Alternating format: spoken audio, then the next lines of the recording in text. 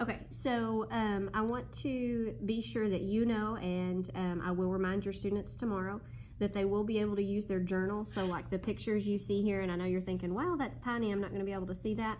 Your kiddos have these things in their journal, or like this chart, the 7-up sentences is going to be on the wall, and they will be able to use those things, and just like the hooks that's on the back, that's in their journal, and that will be at their disposal tomorrow during our test. So I will remind them of that.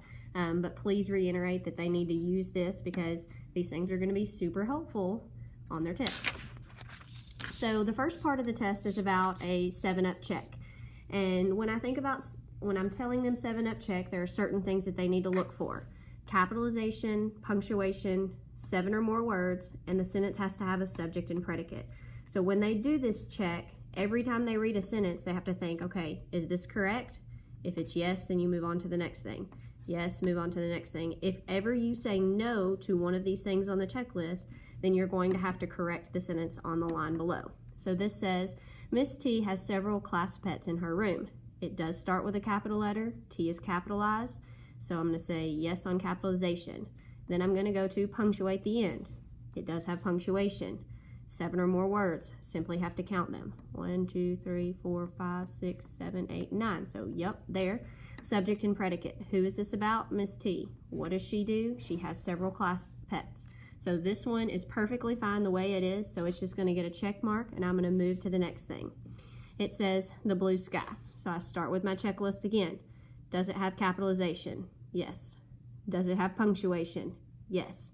Does it have 7 or more words? The answer is no. So right then and there, I know I'm going to have to stop, and I'm going to have to rewrite this sentence and make it have 7 or more words. Does it have a subject and a predicate? Well, it says the blue sky. That's a subject, so now I just have to make a predicate on the lines provided. So the answer might look something like this. The blue sky was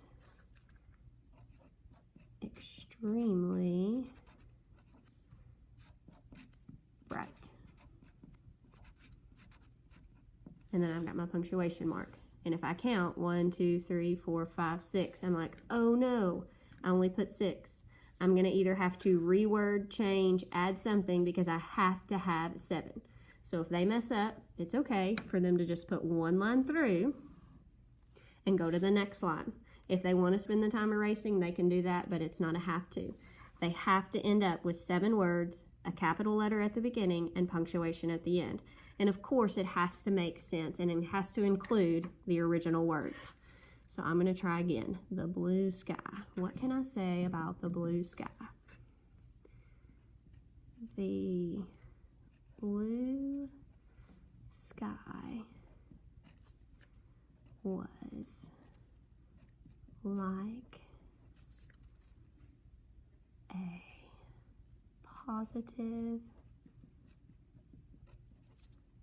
omen of the wonderful day ahead.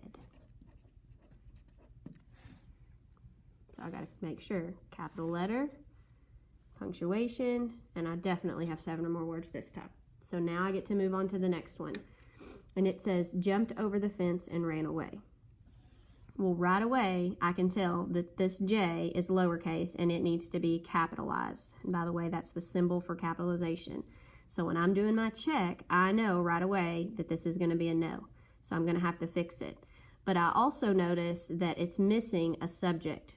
I don't know who jumped over the fence and ran away. So I'm going to have to add something because there's only 1, 2, 3, 4, 5, 6. There's 7 words, but I'm still missing that who.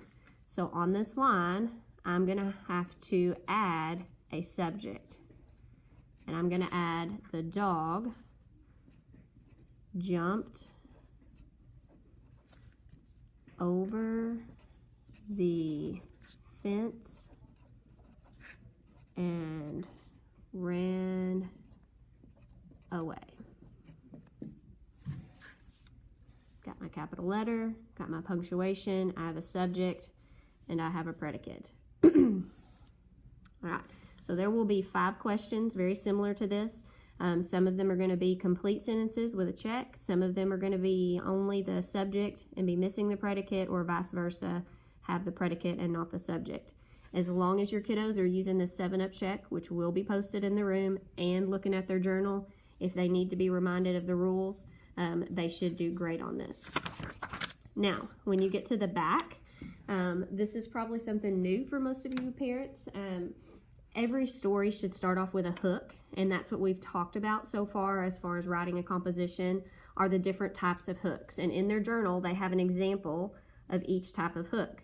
So all they have to do is identify the type of hook that I've written out here. And all the types of hooks are listed in the box. They might use a term more than once. They might not use all the terms. So this says, what could possibly go wrong? Well, it ends with a question mark. So I know that the correct answer is going to be question. And I'm not going to cross it off in the box because I might have to use that one again. Kelsey cried, "This is the best day of my life." Because it has quotation marks, I know that it is a quote. So I put quote in the blank. And then the next one. The tormented sky began to fall and gigantic raindrops pelted the ground. Well, doesn't end with a question, doesn't have quotation marks, so those two are out. Onomatopoeia. Well, onomatopoeia is sounds because that has splash in it. I don't see a sound there. Fact. I mean, yeah, that could be a fact, but it doesn't sound very sciencey to me. Funny. There's not anything funnier that makes me laugh about that one. Describe. If I look at describe in my notebook, it's got the word crisp, blue, and sparkled circled. So I'm going to think that if it describes, it's going to have lots of adjectives. Well, tormented sky, that's an adjective. Gigantic raindrops, those are adjectives. So this one is going to be a describing hook. So I'm going to write describe in the blank. Again, there will be 5 questions like this on our test tomorrow. It could be about any of the hooks that are listed in their journal, and they will have access to that. I hope this helped. I hope your kiddos brought their review home. If not, I'm going to add a link to the review and send it in Remind, so be looking for that. And always, if you have any questions, text me through Remind, because that is the quickest way to get a hold of me, especially after school hours. So y'all have a great day, and tell your kiddos good luck. I think they'll do fantastic on this test.